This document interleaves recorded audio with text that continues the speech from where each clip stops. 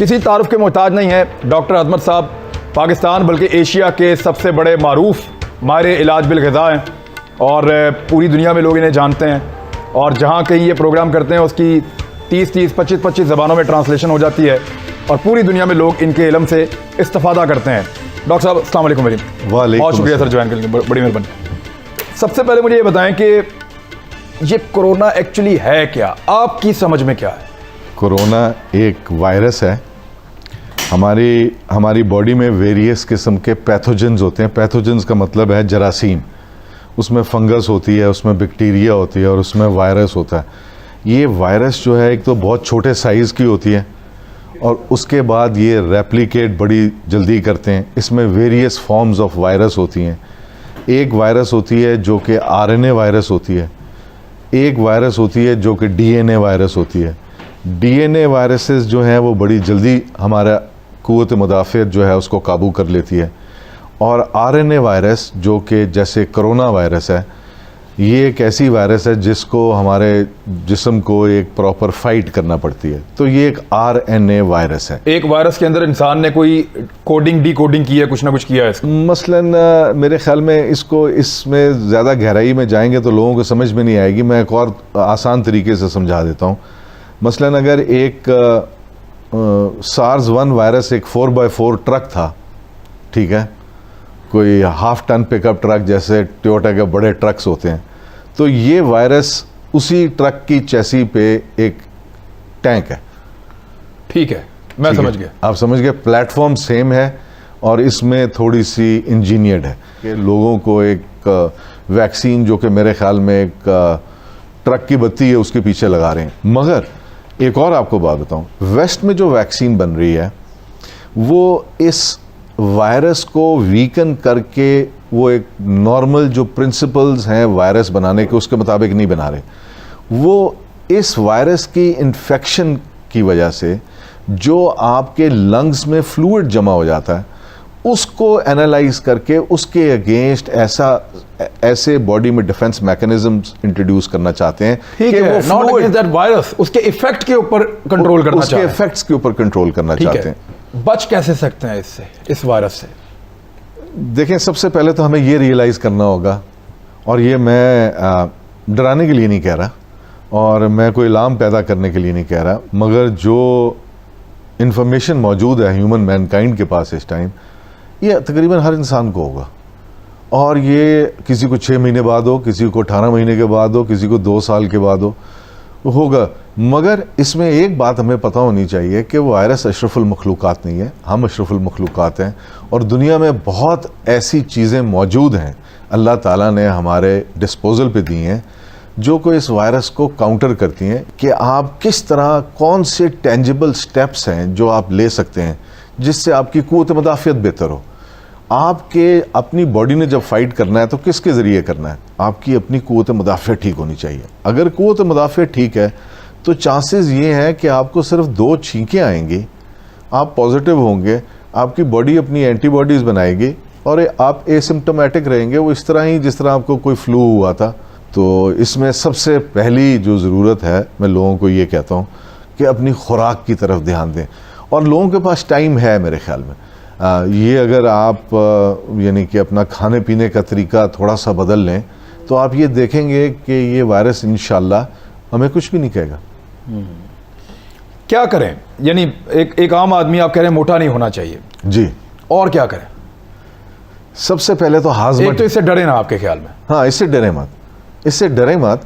اور دوسری بات یہ ہے کہ میں اگر ٹینجیبل سٹیپس اگر بتاؤں تو سب سے پہلی بات کہ آپ کو اپنا ہاضمہ ٹھیک رکھنا ہے. ایک بات یاد رکھیے کہ آپ کا امیون سسٹم جو ہے, ہم مثلا میں اپنی انگلیاں دیکھ سکتا ہوں, میں اپنی آنکھیں دیکھ سکتا ہوں, اپنے کان پکڑ سکتا ہوں, مگر مجھے یہ نہیں پتا کہ میرا امیون سسٹم کہاں پہ ہے. ہمارا امیون سسٹم جو ہے وہ ہمارے اسٹمک میں ہے. 80% of our immune system is housed in our gut. اب آپ یہ دیکھیے, اگر آپ کا ہاضمہ ٹھیک ہے, اگر آپ کو قبض نہیں ہے, پیٹ خراب نہیں ہے, تو آپ کا امیون سسٹم بہتر فنکشن کر رہا ہے. اس کو, اور اگر کسی کا خراب ہے اس کو ٹھیک کرنے کا کیا طریقہ ہے؟ اس کے لیے میں 2-3 چیزیں بتانا چاہوں گا. میرے خیال میں سب سے پہلے تو دہی کا استعمال ضرور کیا کریں. दही का इस्तेमाल करें जी पाकिस्तानी, नंबर 1। हाँ, दही का ज़रूर इस्तेमाल करिए, हाजमा ठीक करने का। दूसरी बात मैं ये कहूँगा कि लहसुन और अदरक का खूब इस्तेमाल होना चाहिए। हमारे यहाँ तो बहुत मिलती है लहसुन अदरक मिलती तो बहुत है, मगर लहसुन जो है हमारे गट में ऐसे पैथोजेंस जो कि हमारे इम्यून सिस्टम को कॉम्प्रोमाइज़ करते हैं, वो उनको रिमूव कर देती है। अच्छा, सो लहसुन एक एंटीवायरल भी है और हमारे स्टमक से क्लियर करती है उन पैथोजेंस को जिनका कोई रोल नहीं है अपर जीआई ट्रैक्ट। सालन में पका के खाएं। सालन में पका के खाने से उसकी इफादियत ख़त्म हो जाती है। ख़त्म या कम? कम हो जाती है। कम मेरे ख्याल में ख़त्म ही हो जाती है, क्योंकि हम बहुत ज़्यादा पकाते हैं। हम तो लहसुन को वैसे कैसे खा सकते हैं? लहसुन को बेहतरीन खाने का तरीका ये है कि उसको छोटे छोटे टुकड़े करें, उसको 5-7 मिनट हवा लगने दें। जब हवा लगती है तो उससे एक चीज़ बनती है जिसको हम एलिसन कहते हैं, जो कि बहुत ज़बरदस्त एक एंटी माइक्रोबियल पेप्टाइड है। ये वो सब्सटेंस होते हैं जो वेरियस प्लांट्स में मिलते हैं और वायरस और बैक्टीरिया और फंगस के ख़िलाफ़ काम करते हैं, और इनको हम एंटी माइक्रोबियल पेप्टाइड्स कहते हैं, और ये लहसुन में भरे हुए हैं। तो आप लहसुन खाइए, आपको एंटी वायरल प्रोटेक्शन भी मिलेगी। और खाने का तरीका ये है कि छोटे छोटे टुकड़े करके एक छोटी सी तुरी लीजिए, एक छोटी सी सेगमेंट लीजिए, उसके छोटे छोटे से आप हिस्से कीजिए और उसको आप पानी से निगल लीजिए खाने के बाद। एक लहसुन का पीस काफ़ी है। एक लहसुन का पीस एक दिन में खाएं। एक दिन में खाएं। अच्छा, उसके बाद एक और बात बताओ। अब अदरक आ गया, जिंजर। नहीं, मैं लहसुन के बारे में पहले बात पूरी कर दूं। वो ये कि अगर आप 25-30 दिन खाएंगे तो आपके अंदर से लहसुन की स्मेल आनी शुरू हो जाएगी। That is the time to stop. अच्छा जी, उसका मतलब ये है कि आपके वो एलिसन के कंपाउंड्स पूरे हो गए। सो एक बेहतरीन डिफेंस आपको मिल गया। और लहसुन कई लोगों को हजम नहीं होगा, इसलिए अगर आपको हजम नहीं होता तो आप एक पूरी तुरी से ना शुरू करें, एक पूरी सेगमेंट से। आप एक लहसुन का चौथा हिस्सा लेके, छोटा सा हिस्सा लेके सिर्फ वो लीजिए। आहिस्ता आहिस्ता 5-7 दिनों में इसको बढ़ाइए।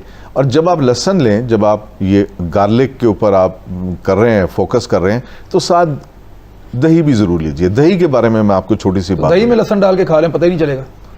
ये भी ठीक है, ये भी बिल्कुल किया जा सकता है। और उसको आप पानी से निगल, कई लोग चबाना नहीं पसंद करते हैं, वो पानी से निगल भी सकते हैं। और पानी से निगलें तो उसका फ़ायदा भी है ज़्यादा, और उसका फ़ायदा इस तरह ज़्यादा है कि यानी कि आपकी सस्टेन करेगा थोड़ी देर तक, आपकी बॉडी में वो लोअर पार्ट तक जाएगा, वो सारी डिलीवरी जो है वो पूरे गट में होगी। सो उसका बहुत फ़ायदा है। अदरक का कावा जो है, अदरक के बारे में मैं आपको थोड़ी सी एक बात बताता चलूँ कि हर साल, अब पता नहीं इस साल होती है या नहीं होती, तकरीबन 20-22 साल से मैड्रिड में एक कॉन्फ्रेंस होती थी जिसमें अदरक, लहसुन और ऑलिव ऑयल पे नई रिसर्च प्रेजेंट की जाती थी। 3 चीज़ मैड्रिड हर साल इन 3 चीज़ों के लिए साइंटिस्ट इकट्ठे होते थे। अदरक के अंदर जितनी भी चीज़ें डिस्कवर की गई हैं, उन सब का रोल एंटी एजिंग है। वो prevention of pre majeure ageing करती हैं। और आप अदरक इतनी बड़ी दुनिया है। और अदरक क्या करता है, आपके स्टमक से हवा को खारिज करता है। सबसे पहला काम ये करता है। अदरक आपके स्टमक को सूद करता है, आपके इम्यून सिस्टम को खड़ा करता है दोबारा। अदरक इतनी शानदार चीज़ है। आप ये सोचिए कि अल्लाह ताला ने कुरान मजीद में अदरक का जिक्र किया कि जो मेरे पास मेरे बंदे जन्नत में आएंगे, उनको ऐसे प्यालों में तवाज़ा की जाएगी जिसमें से सूंठ की खुशबू आएगी। यानी कि प्री मैच्योर एजिंग, वहाँ तो कोई एजिंग नहीं। सो आप ये सोचिए कि अदरक के अंदर अभी कोई 63 के करीब न्यूट्रिएंट्स डिस्कवर किए गए, न्यूट्रिस्यूटिकल्स, जिनको अभी नाम दिया जाना है, और उन सारों का रोल हमारी बॉडी में है। यानी इंसान अभी तक अदरक के अंदर क्या है वो पता नहीं कर सका। नहीं कर सका। और जो पता चला वो खजाना है सारा का सारा। बिल्कुल खजाना। अभी इसके हवाले से मैं आपको एक और, आपने कहा अभी पता नहीं कर सके, अभी तक हमारे जिस्म में 7.2 मिलियन न्यूट्रिएंट्स डिस्कवर हो चुके हैं। ठीक है, सारे के सारे वेरियस सब्जियों, 72 लाख न्यूट्रिएंट्स डिस्कवर हो चुके हैं। और तकरीबन आधे ऐसे हैं जिनको अभी नाम भी नहीं दिया गया,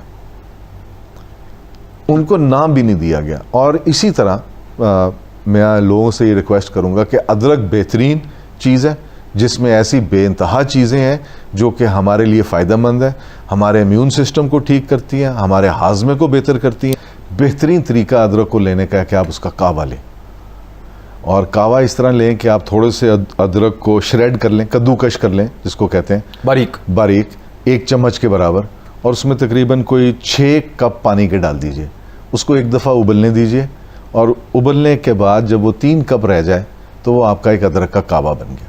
اور وہ ایک بہت زیادہ کنسنٹریٹڈ بھی نہیں ہے. گڑ کے ساتھ لے لیں بے شک جی, گڑ کے ساتھ لے لیں, اس کے اندر آپ شہد کے ساتھ لے لیں, یہ آپ لے سکتے ہیں. اور یہ دن میں ایک دفعہ ضرور لیجئے, اس سے آپ کا ہاضمہ بھی بہتر ہوگا.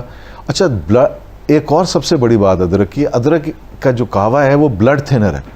اور یہ سوچئے کہ اگر آپ کا بلڈ تھن ہے تو وہ بلڈ تھنر نہیں کے طور پہ کام کرے گا. ہارٹ کے پرابلم نہیں ہوں گے آپ کو؟ نو, آپ کا ہارٹ کے لیے بہتری کے لیے. ہارٹ کے پرابلم نہیں ہوں گے آپ؟ جی, آپ کو ہارٹ کے پرابلم نہیں ہوں گے, آپ کی سرکولیشن بہتر کرے گا, آپ کی میموری بہتر کرتا ہے, اس کے بعد پری میچور ایجنگ کو پریونٹ کرتا ہے. سیلولر لیول پہ کینسر سیل کا جو ایک مرنے کا پروسیس ہوتا ہے جس کو ہم اپوپٹوسس کہتے ہیں, اس کے اندر باڈی کو اسسٹ کرتا ہے. بہت زیادہ فنکشنز ہیں ادرک کے.